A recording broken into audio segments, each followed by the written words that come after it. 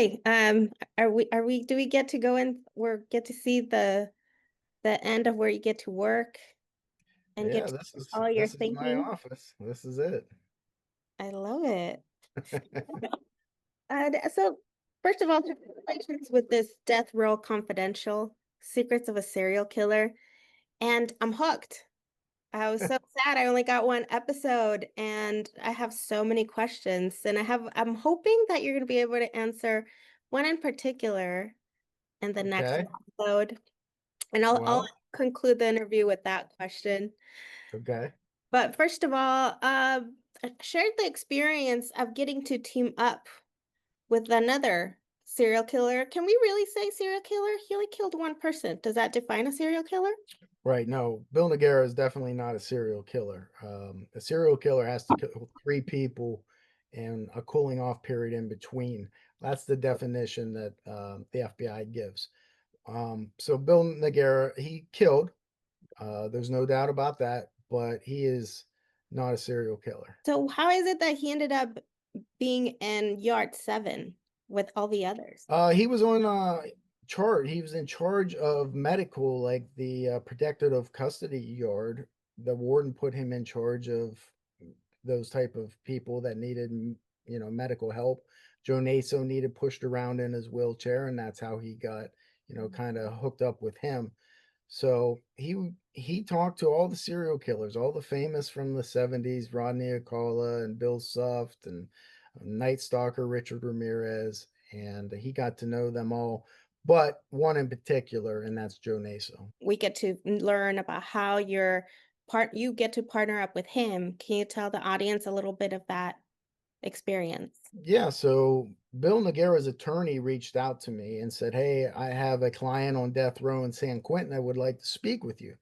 I had never heard of who Bill Noguera was. I didn't know why he was contacting me, but I accept. Hey, let me find out why. And he wrote me a letter and said, I have information from 10 years of being around a certain individual serial killer named Joe Naso, who I had not heard of either. And I consider myself well steeped in serial offenders, but I had not heard of Joe Naso. And he sent me some information, and I wanted to vet Bill out. Who is he? And then I wanted to vet his information out. And both of them checked out to me, to my satisfaction, where I was like, okay, give me what you got. Yeah, it's shocking, like you said, someone that no one really know. It's one of those, as I was watching, I was like, oh my gosh, it's like a today's hit, like a Dexter, right? But without a code, because to him, he was doing it behind some sort of art. Well, yeah, he said that killing people, killing women was like cleaning them. He was cleaning society kind of their ways, and it's all stemmed back to his hatred for his mother, and that's where it stemmed from. How are you able to get that information? And we getting to learn a little bit of his background, or maybe that explains it to us why this hatred with certain women. Well, all the information I got really was from Bill Naggera. Uh, you got to imagine 10 years of talking to somebody. Just think of that and how much information you can glean from that. And he wrote all of it down. He would talk to them and go back to his cell and write it down. And then eventually, all that information was passed to me. So I learned about Joe's growing up, his background, and how he had killed his mother's favorite bird, squished it in his hands because she had made him dress up in lingerie, or he had dressed up in girls' clothes and she caught him and she beat him. And then he caught the mom having sexual relations with the neighbor, and all this just it fueled him in his mind, his hatred towards women, and he took that out on them for decades. Were there any names brought up about the childhood part of who you could have probably contacted to learn a little more about it? No, there was no names. All of Bill's notes, very rarely was there names, or if there was names, they were wrong. Joe would often, I mean, he was 80 in his 80s by then, 70s, 80s. He was trying to remember crimes that he committed in the 60s and 70s. And so sometimes he would get a name wrong, but names didn't matter to Joe Naso. They were, they had no bearing on his life. He just saw them as an object that needed cleansed, and he killed them. But based on the notes that you received, I mean, remembering streets and going Yeah, back, like he remembered other things. yep, and that's it goes right to his mentality. He didn't care about the person that he killed. He didn't care about her name. But certain things he cared about, MacArthur Boulevard, Miami Court, things like that that he remembered. Those were important to him.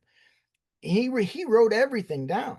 He had everything written down. The evidence that I got from the police department, his file that I spent months going through, he the search warrant at his house, not only did they find a list of 10, they found a rape journal where he was writing down things that he did in the 50s, the the shopping mall that he was at when he saw the girl, and just very detailed. So his mind doesn't work like our minds do. And that's part of Joe Naso's lore, I guess. And also with the double initial, like that, he had to put in some work also to fish that, Yes. right? Yeah, I mean, that helped me solve one of the cases, was the double initials, because when you look at his list of 10 and see that almost all of them were double initials, the probability of that happening is rare. So I had to narrow down my focus to, okay, let's start looking at missing persons or unsolved homicides with the double initial. And lo and behold, I found a bunch, but not all of them were Joe Naso's, by his hands, but some of them were. And I believe, I kept thinking, why? Why would he do that? What's the reason? And I believe that he did it to pay homage to one of his idols, which was Carl Chessman. I believe he was the red light bandit that got executed at San Quentin. And his initials, Carl Chessman, CC, I believe in his first murder, Carmen Cologne also had CC. And I believe in his mind, that's what he's doing. He is paying homage to Carl Chessman, who invited Joe Naso to his execution. How do you prepare to have these sit downs with families? We get to see you do it with Charlotte Cook's daughters. Yeah, I'm not gonna lie, it ain't easy. But I just feel so strongly that the victim's family needs to know the truth. And they can direct their anger towards me, they can direct their love towards me, whatever it is.